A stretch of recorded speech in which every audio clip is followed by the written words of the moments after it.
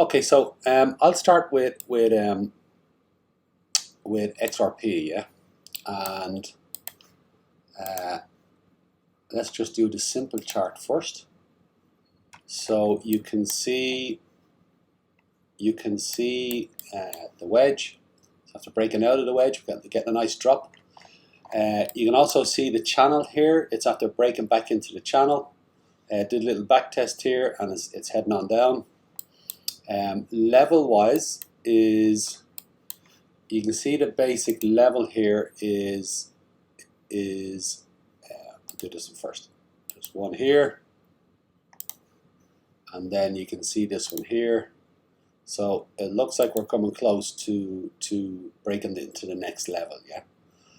And I reckon that if it's going to do a full correction, which I believe it is we can get a drop down to around, I think around the 37 mark or so, and then we get the mid-range high pattern before it drops down, yeah.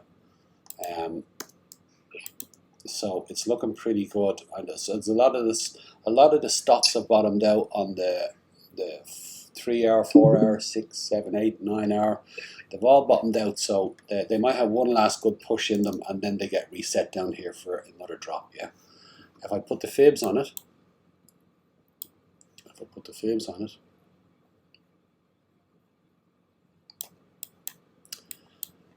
and I zoom in, is you can see this fib here. This is the macro fibs. You can see it's after breaking back below the 05, yeah, and it was bouncing along the 618 here. So I reckon we're coming back down to the 618 or so, is and beyond that actually. So yeah. At the moment on the shorter term fibs, just on this impulse, is you can see it's after dropping to the 05. So I'm still a little mindful that it can do a 3, 4, 5. I think it's done. I'm pretty sure it's done. But I'm just mindful that a lot of the stock RSIs have bottomed out, and it could stall here, and all of a sudden you get a push up, and it comes up and it bumps up to 64, doing a 382 before the impulse is finally done, and then it starts to come down. That until it breaks below the 05 proper, I won't feel comfortable about it properly, you know. But normally the shallow retraces, they normally end between the 382 and the 05, somewhere in the middle, this wick here, somewhere like that, and then it retraces. But at the moment it looks like it's good for going down still, yeah. So I reckon it's probably gonna drop to, my targets yesterday were 44 and 42. So we hit 44. We're hitting 42 now, and it looks like there's still a bit more to go in it. So I reckon the next target is going to be between 39 and 37, somewhere between the golden pocket and the 702. Do a drop, and then we'll probably get a retrace back up to the 05, and then that push down to the 786 and a bit deeper, yeah. So that's what I'm looking at. Now I'm going to show you something very, very interesting. I'll show you this. Actually, I'll show you this. Where is it? Where is it now? Kind of here. Here we go. This one first. Okay, so this is the MAs. This is the monthly. So we're coming very close to the end of the month. We've a few days left. This monthly is starting to look very much like a very large rejection candle. Yeah. Now, when I go to the weekly, you can see this lift came up and nearly hit the 55. Now, you know what I'm saying about the MAs is that when they cross over, the weekly crosses over, you get the initial push down, you get the back test to the 55, and then you'll either break this and head on up, or you get another push down, yeah? So what stopped this here? I look at the 2 week. I showed you this yesterday, but I'm going to add on to it today, yeah? So now look at the 2 week. The 2 week wicked up to the 20 and the 220s. The 20 EMA, the white one, and then the pink one is a 20 MA, yeah? Equally, the 20 crossed the 55 on the 2 weekly as well. So there's a back test, and look how strong. Like the 20 MA, 20 EMA and MA are coming down strong here. So I think this is what's giving it a really solid push down, yeah? Now, we got a turn of the day and we got a bunch of days turning. The 6th day turned. Again, there's a rejection candle from the 55, the EMA 55 in the blue, and then the 50 MA. And you see the VWAP on the 6th day even has taken a sharp turn down, yeah. And then the 5-day turned as well. Again, another rejection candle, and again you see a strong push down from the VWAP, yeah. And this 5 on the 5-day, 5 MA, the orange one, this looks like it could turn pretty easy and take a turn down.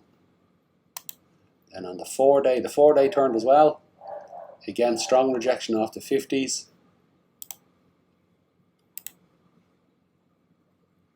And here's the 3-day. Again, the 5 is being challenged here. Now the 2-day is very interesting because again, strong turn on the VWAP, and you can see the 5 is starting to go sideways and curve, yeah? So you can see now that the 5 has become resistance on the 2-day. It's not just the 1 day now. The 2-day, the 5 on the 2-day is now resistance. And on the 1 day, you've got the 10 as resistance as well. And if you look at the rest of these EMAs, they're fanned out and they're nearly level, which makes them very easy to break. And you can see a tight bind here of the rest of them. So you can get a push through here now, and you get a much greater spill. And I believe that that's actually what's going to happen. That this is the really interesting bit I'm showing you. Yeah, this is the daily, and it's the red is the 200 SMA, and the green is the 50 SMA, smooth moving average. Yeah. Now look at the pattern here. I'm going to move these out of the way because they're disturbs the pattern a little bit. Is you see this pattern here? It's in both. So follow it. You got the top, the top, the top. You get the drop, the drop, the drop. And you get the retrace, the lift, and the lift. Now you get another drop, and another drop. All lower lows. Okay? Then you get a lift, and you get a lift. You get a drop, you get another drop, and you get another drop. So they've all had the drop, and then you get the final lift, and then potentially we're looking at the final lift here, yeah. So now when you look at this drop from the peak here down, it's 68%. And you can see what's happened. You can see that at the end here, you get that final wipeout before you get the lift up. And it's happened here as well. Wipeout, lift up. And again, we haven't had our wipeout here yet. So you can talk about, is this the bottom? But both of these bottoms have had wipeouts. We haven't had a wipeout here. This has been very methodical, but no sharp wiping out. And the whales have been selling out of their market all the way through this. They've been selling out, and they're selling out here. This is their final big sellout before the clear out, yeah. And they've all got their buy orders in down here. That's what I reckon, you know. So now when we look at it in a little bit more detail in the fibs, when you put the fibs on this, now here's the bottom impulse from here to here is the final impulse. So I put the fib on from the top to the bottom, okay? Then you map it out. So now think about the drop we're in. We're having the drop. Now here's the 20 SMA. So look, you get the drop below. So it came all the way down to, I'll make this nice and big. It came all the way down to below the 702, nearly a 786. I'll move this over a little bit so it's clearer, yeah. Nearly a 786. You get the retrace back to the 20. Gets rejected, and now you get a clear break of the 786, is even deeper. You get another back test to the 20, and then look, it starts to work its way down. And then in 1 day, it does this. 1 day, I bet you if we go into it, you'll probably see it in a 15-minute. It'll take me ages to open it and scroll back, but I bet this took 15 minutes or an hour. This went super fast and back up. So even though it's in a day, it didn't take a day. And it was a 68% drop from the top here all the way down. But the pattern I'm trying to show you is that once it breaks below the 20, is you get a touch of the 786 as confirmation, you get a back test of the 20, and then it starts to head down. So now let's have a look at this one here, yeah?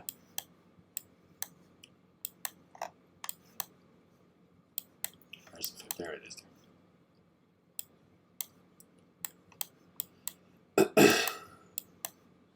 So again, here's the final impulse, and you'll notice the scoopy pattern of it like this is the previous one was very scoopy as well, more volatile but more scoopy, and the air last lift was very scoopy as well. So very similar behavior in that final lift. And then here, make sure I have this right, there's the top to the bottom. Now look at the same pattern play out here. Is you have the drop down. There's the 382, breaks below the 05. This one went to the 065 in the golden pocket. Did a back test to the 20, got rejected, came down to the 786, so complete the impulse, did a little lift to the 702, and then look at this. In 2 days. In 2 days it just dropped. And this was a 67% drop from the top here all the way down. Okay. Now here we are. Here. Here we are here. Where did I put it? Okay. And again,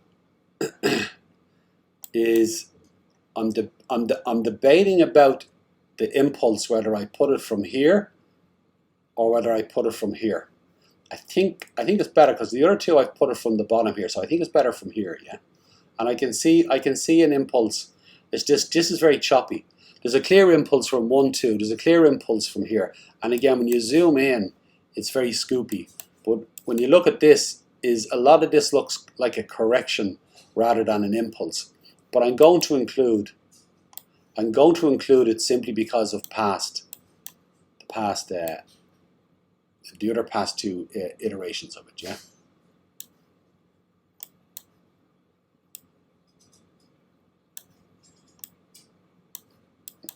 So now, and then I will do it from here just for double check, yeah. So now look, we have the breakthrough.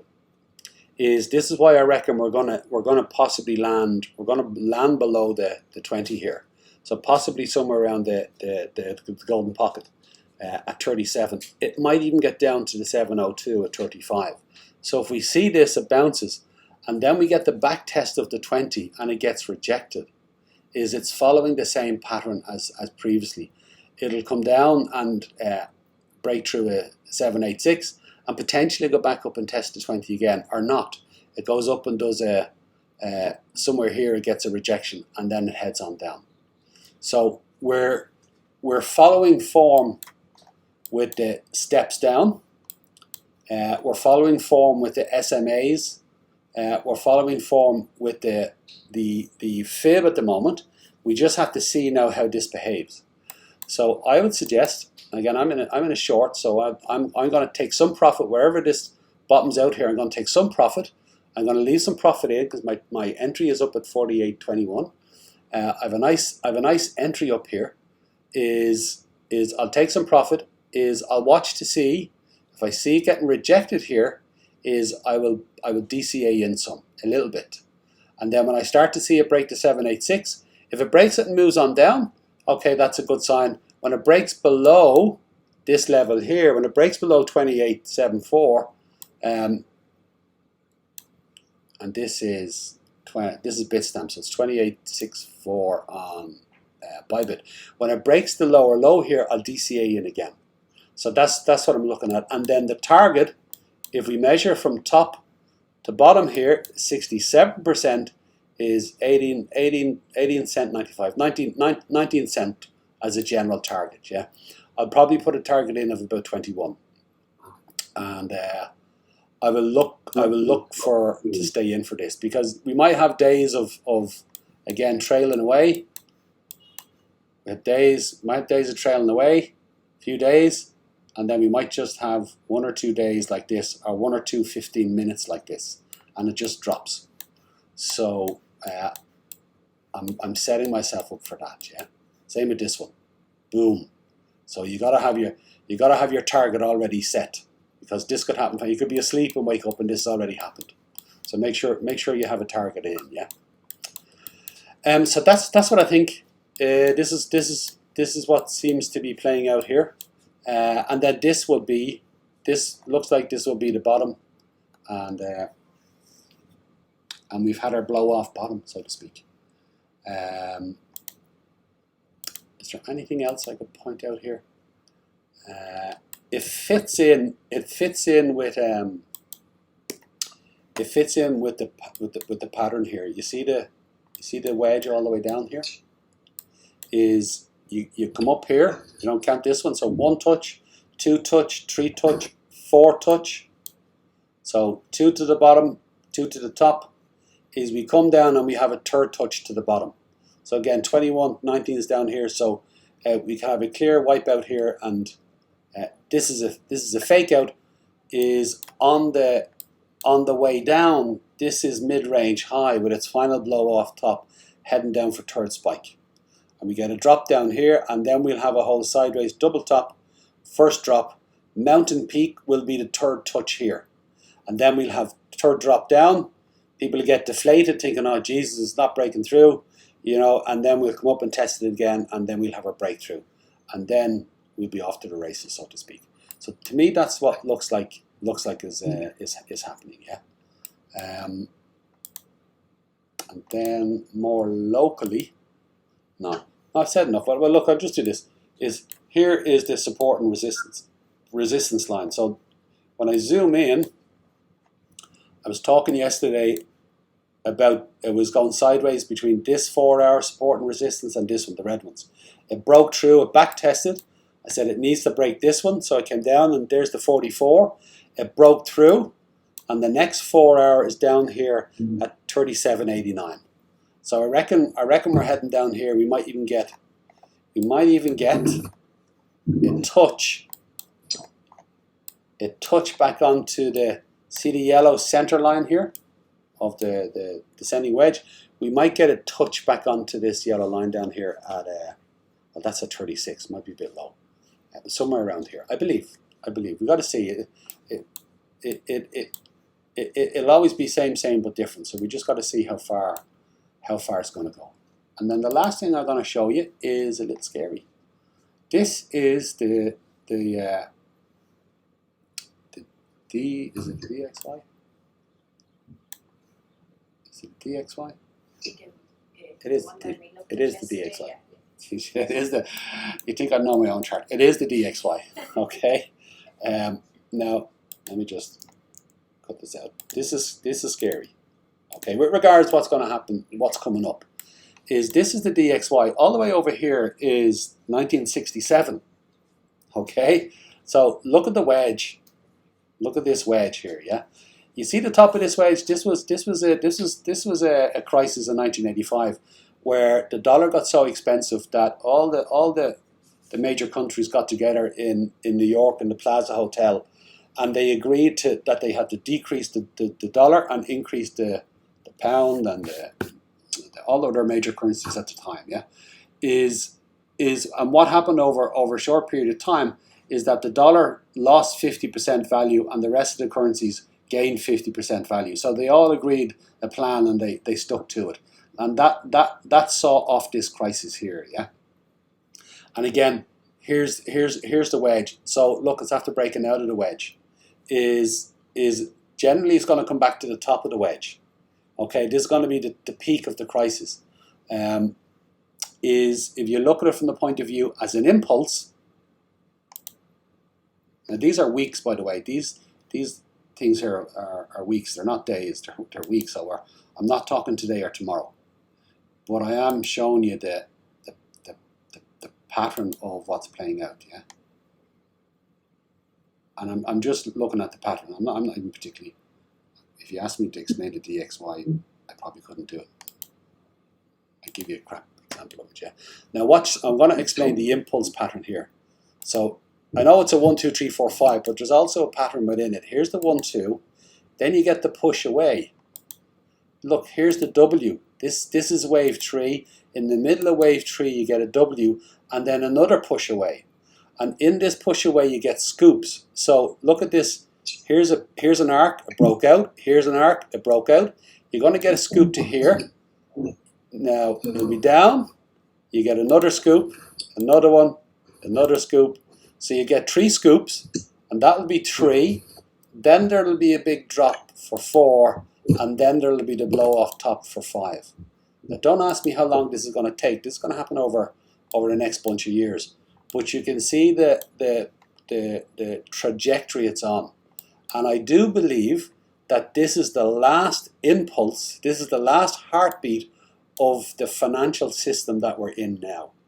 This will be the last one. When this tops out and we move into a new phase, it will be with a new financial system. Is crypto will be regulated. Currency coins, national currency coins will be in. Is the blockchain will go live. There's going to be a clear out of, once regulations come in, there's going to be a clear out of coins because they won't be able to meet the regulations. Excuse me. The whole cryptocurrency market will tighten up, and there will be a shift to utility coins, and it will be real world use, because it will be kicking in. The bottleneck at the moment is the finances. Is until we've got the Internet of Information, is to get to the Internet of Things. First, there must be the Internet of Value. We need to be able to move value as fast as we move information. And again, that's why I'm on Ripple and XRP. Is because that's going to be the new SWIFT. That's what's going to generate, that is going to be the central cog of the new Internet of Value. That's going to be the ledger that everything works off, yeah? So, and that's going to break the bottleneck. So once the Internet of Value kicks in, is then the Internet of Things, then there's a whole new layer of services and skills and jobs, and it'll just create a whole new world of value and things to attach that value to. Now we have a new economy. Now we have another layer on top of the what's already there, yeah? And that will create huge wealth and growth. And that's what we need to move into. But for now, we're in the death throes, and we're getting an impulse, and then we'll get the volatility. These scoops are going to be volatile jerks up and down.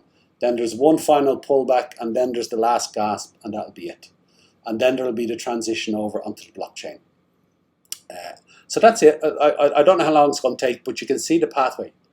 And basically, when you hear of a conversation where all the main governments of the world realize they have to come together and control the value of the dollar, because the dollar is killing every other currency, when that meeting happens, that's what happened here.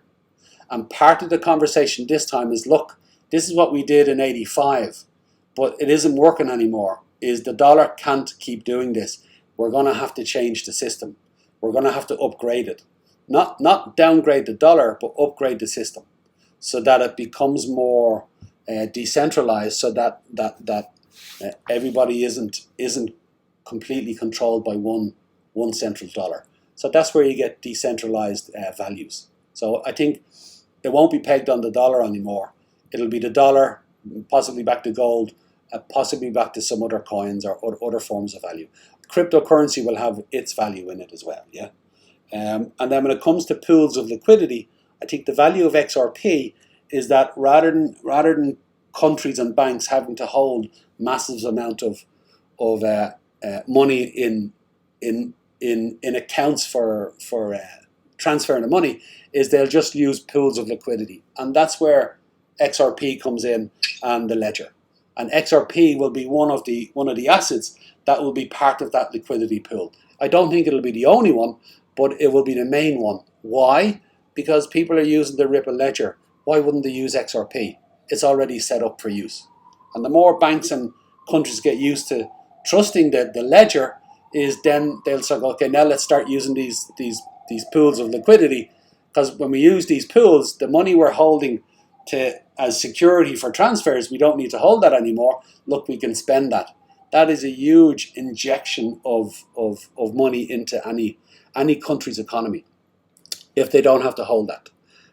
So XRP is just a natural choice, but I don't think it'll be the only one, unless it becomes the exclusive one. And if that happens, then XRP, like what happened to gold in the 30s, is people won't be able to buy and sell gold anymore. You'll need a license to sell it.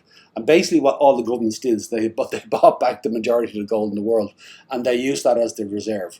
So it's quite possible that the liquidity pool will be one of the reserves of the world, and then the coins that are used for that liquidity pool will be bought up or not be sold to retail anymore.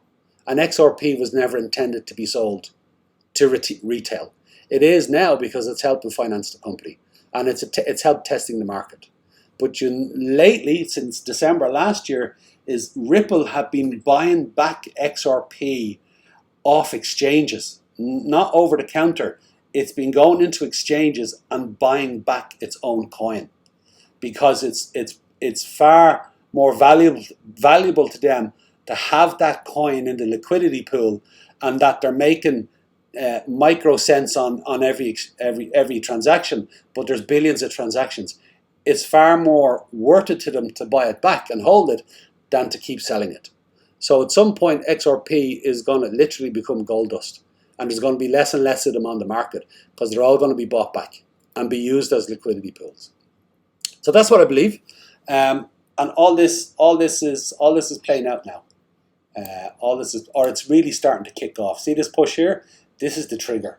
This is the W.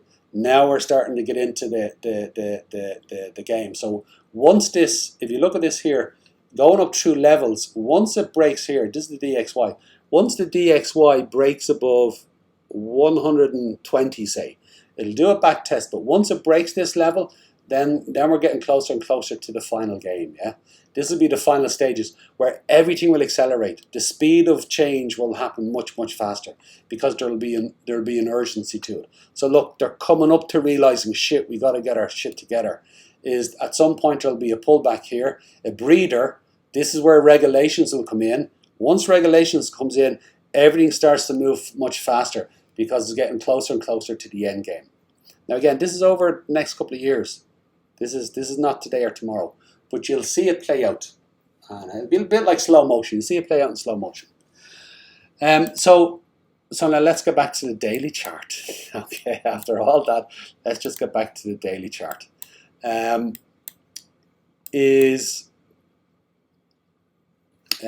I look at where's a good entry point, if you're not already in on a short, let's have a look at where's a good entry point. So for that, I'm going to look locally.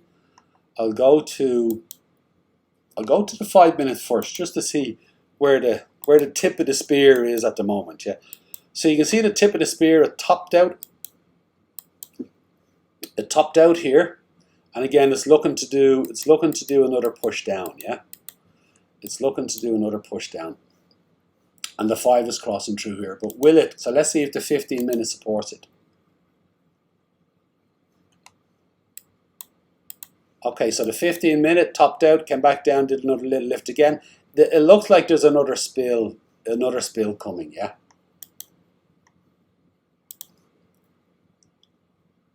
Here's the half hour. Half hour, while it's coming down, the stock is coming up, getting a bit of a breather. You can see the 10 coming down on the half hour, and also the 20s coming down like a hammer here. So if it doesn't break now, there might be another little lift, but by the time the 20s get down, it's going to go. But it does look like it's going to go pretty soon. If I just look at the hour, and 12 o'clock is turned, okay, look at the 5 there, and it's after breaking the 277 EMA. Yeah, this looks like it's going to go. And look, the 10's coming down here, breaking the V1. Is the 3 hour turned as well, because it just turned 12. So there is the 100 breaking. Look, there's the spill. Here's the 5 breaking the 144. The bus, I think, is leaving the station right now. And we just have a quick look at 9. Yeah, look at the 9 hour, and look at that lovely push. Now look at the turn on the 9, the 5. There's the 20 EMA. There's the 10. Here's the 20 MA coming around. yeah, it looks like this. It'll be a slow push through these guys. And again, I think it's going to get somewhere down. Again, somewhere down here before we get the fuller correction. I think, you know, I'm still mindful that it might happen up here, but I think it's going to get down here before we get that fuller correction. And the reason being is so that it gets well below the 20 SMA in the daily, so then it can do a back test and get rejected. So that's what I'm thinking. And then just a quick look at the 12 hour, because the 12 hour is coming down here nice and strong as well. There's the 55 at 39.87. There's the 50 at 38.25. Yeah, somewhere down here. It's hard to tell. It's hard to tell. So, and this is quite a bit of a wick on it. Is personally, I would go in. I'd go in now. I would go in now. You know. That's what I told Lee a couple of minutes ago. That was a good moment. That was a good moment. Yeah. And now pull the stop loss away a little bit. Pull the stop loss back up to the 236 at 47.50 or something. You know, or don't put a stop loss on. Let it play out, because it's going to break the 20 here. If you look at the previous pattern, it's going to break the 20s here, and then it's going to back test. So you might want to take some profit when you see it getting exhausted here. Or you might say, look, I'll hold this position. I'm half tempted to just hold my own position.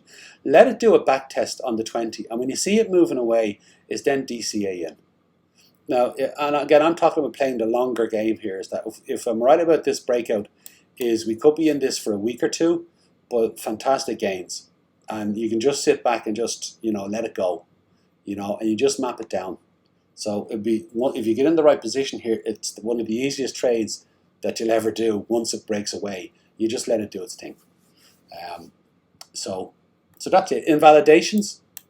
One would be it comes down and bounces off the 20 here at 39. It bounces off the 20 and then rockets up, and off we go for a 3, 4, 5, or off we go to the moon.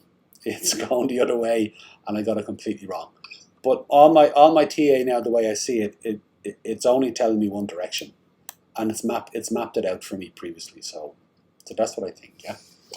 Okay, so that's it for now. Let's see where we are. I'm going to start with Bitcoin. Because it's a little bit more simple to explain. I believe Ethereum has an additional level to reach. There we go. I'll start with my daily levels on Bitcoin. So my main dilemma right now is I'm in a short, and I've got the target. I've got 75% take profit at 17.3K, and the rest 25 at 16.5. And my main dilemma is, should I wait for the 13.5?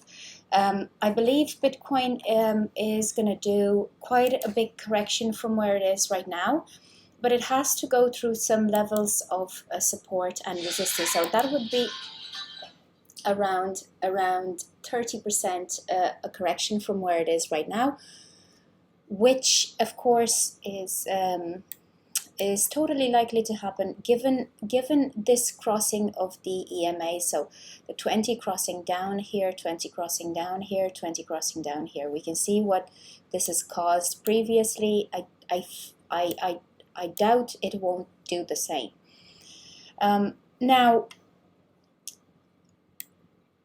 having set my targets as they are right now, and listening to what Roy was saying, this could happen very quickly. So if I'm not watching this, it could mean my target of 16.5 and then keep going to the next level of 13.5. But I have it around 13.5. It could be 13.5 would be the most conservative one to connect these previous peaks and drops. So right about here. The support and resistance line is 13.2, but let's round it off at 13.5. So I'm looking at the initial target of this channel first on the daily, because these are daily moves now. So there's no point looking for structure here. We could map out if we wanted to, a short-term channel right about here, a consolidation one, and if we take this little bit of consolidation here and we put it down here at breakout, there it is, it's meeting the daily target at 17.3, which not accidentally is the M0 on Traders Reality, the level that we should be getting at if M2 is broken. And M2 is broken, the psychological low is broken, the pivot point is up here. So we don't have any structure for any reversal at the moment. At the moment, we're printing a stop volume candle, which might put the brakes on this moment, on the drop at this moment, which means we might get some consolidation till New York starts. New York might have a bit of a spike. New York likes its spikes to the high before bringing it down. The way it did it yesterday, I was telling you that New York likes to spike the high, and yes, it came up, it did a spike here a little bit above the two previous peaks, and then it was brought down. So that's my story with Bitcoin. It's a simple one. I don't just to make the long story short, I don't believe that we're going to stop until we reach the 17.3. When we reach the 17.3, we might come down to meet the support at 16.5, and this is why I have this support here, because of the previous peak, drop, consolidation. So that's why I put it here, because I see some potential right about here. And then if that 16.5 breaks, the next one would be around 13K, 13.5 to be more conservative. So that's where I see Bitcoin going on the daily levels. On the hourly levels, not this one, not this one. Where's my?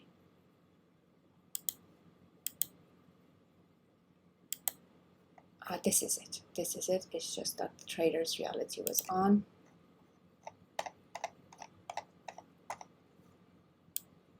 On the daily levels, this would be the M2 to M0. So these two dodgy circles are the M2 to M0. But on the, sorry, not the daily, the hourly levels, we have a support, a local support and resistance line around 18.4. We need to see that being broken in order to come down to meet the 17.3, 17.5 target.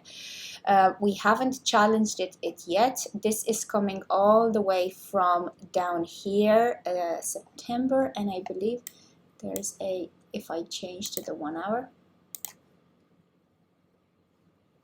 there we go. It's all the way down from June. So this green line here, this is what we need to see broken in order to get to 17.3.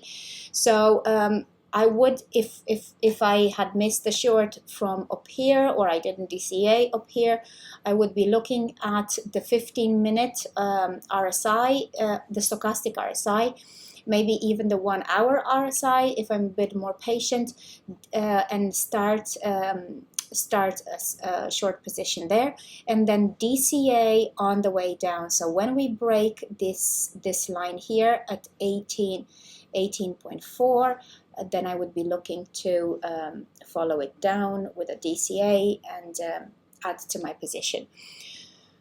So we still have a couple of hurdles on the hourly level. They're not there on the daily level, but on the hourly, there's still a couple of hurdles here. So, you know, if this were a chess game, I'd say, you know, the 17.5 is quite well protected at the moment.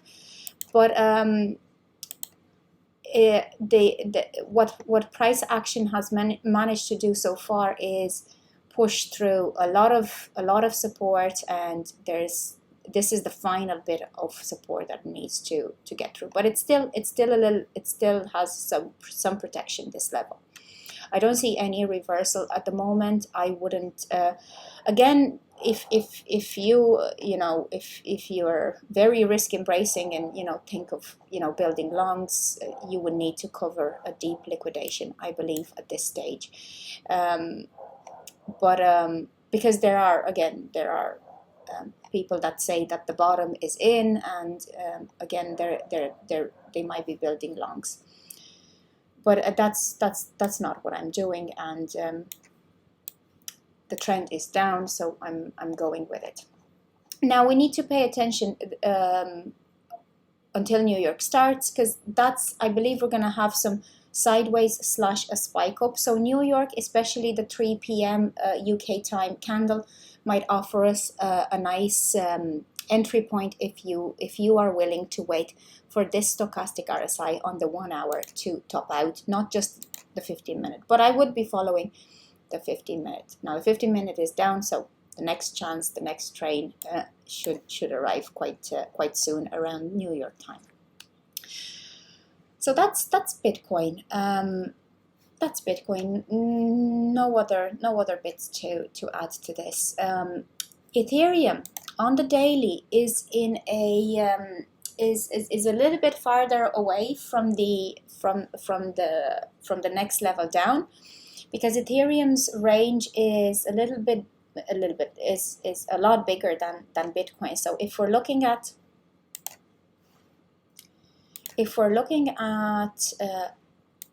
the relief rally that Bitcoin has had, so it's had a 43 point, I'm going to call it relief rally. It's just the lift from the drop in June. So the 44% relief rally, and then Ethereum's was 127, so about 3 times the size in the space that it got to. Now Ethereum has definitely printed a head and shoulders here. It looks like also half a cup, a spilling cup down.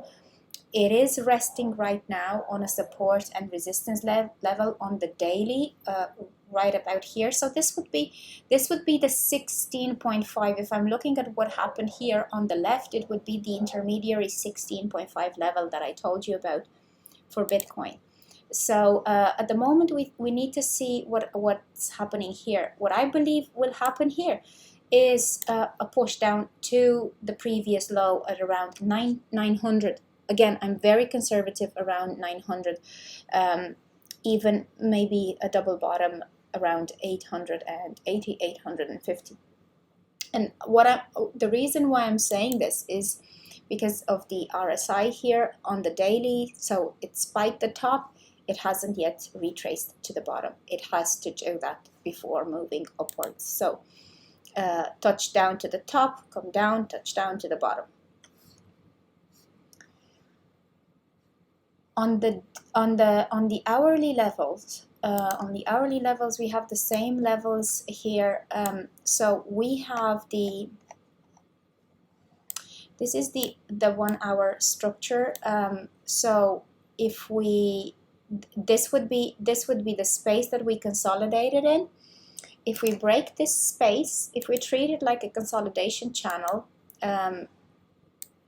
we put it down here, it would be 1127, 1130. But the next level down, so that would be the next support and resistance line, which would be the midline of this structure that Ethereum broke out of. The next level, the base of support for this would be the 1,000 mark. That would be this line here. There generally is a spike through this because there's a lot of liquidity below this support and resistance line. So there generally is a spike through this, and Ethereum likes its spikes through the baseline. So I believe once we see the 1280 break, my next target would be, again, conservatively, I would put a target conservatively at 75% take profit at 1,000, leaving 25% for 900. And then if the 900 support and resistance line breaks somewhere around here, if the 900 breaks, we might see a further drop down to around 700/800. But we'll have that discussion when we see it break through this. We have two lines of support and resistance before the 700/800 level. On the daily, on Traders Reality, similarly to Bitcoin, we have broken through everything. We are below the pivot point, which is up above here, 1350, such a historic pivot point. Psychological high, psychological low, yesterday's low, and we are right here. We've touched the M1, so from M2, M1, M0 are levels of support on the day. So if the M2 breaks, generally it travels down to M0. If the M0 breaks, it's basically it's a sell-off. It's a sell-off day. Just the way if the M5, which is a resistance level, if the M5 breaks to the upside, it's a buyout day. But yeah, so I would be trading the M0 target, which is 1220. We have a target of 1220 as well. But I would only be taking the 1220 is right here. It's the double bottom of this structure. But I would only be taking 50%, to be honest, at the daily level here for Ethereum, because there's a stronger level at 1120 and there's an even stronger level at around 1000/900. So I would be more cautious with taking profits from Ethereum, because it has some levels down to go, and it has created that momentum with that 130% lift to drop down to those levels.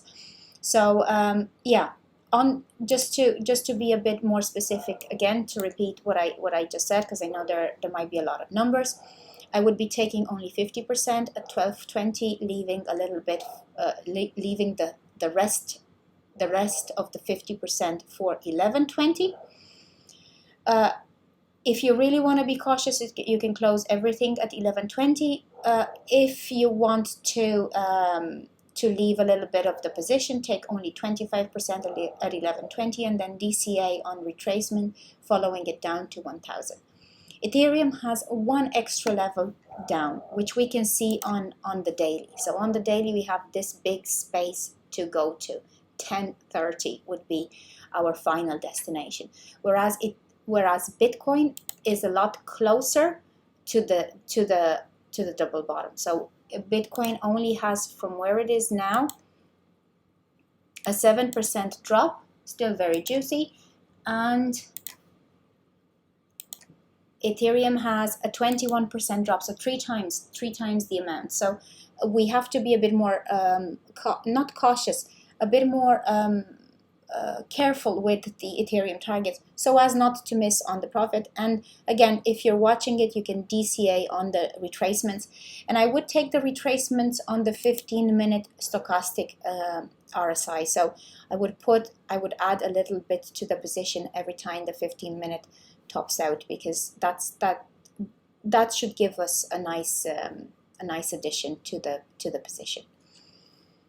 That's it from me. I've already posted these levels in the chats. I'll keep you updated once New York moves. It'll probably move up and do a little bit of a correction on the RSIs, and then push down. If Tuesday was a push down day, Wednesday will probably do the same.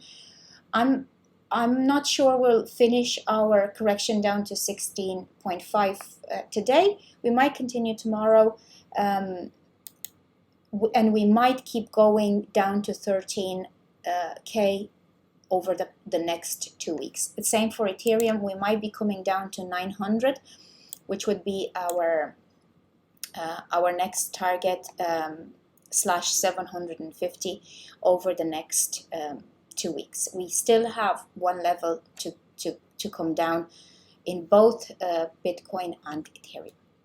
So have a great day. trade carefully, and I'll see you guys tomorrow morning.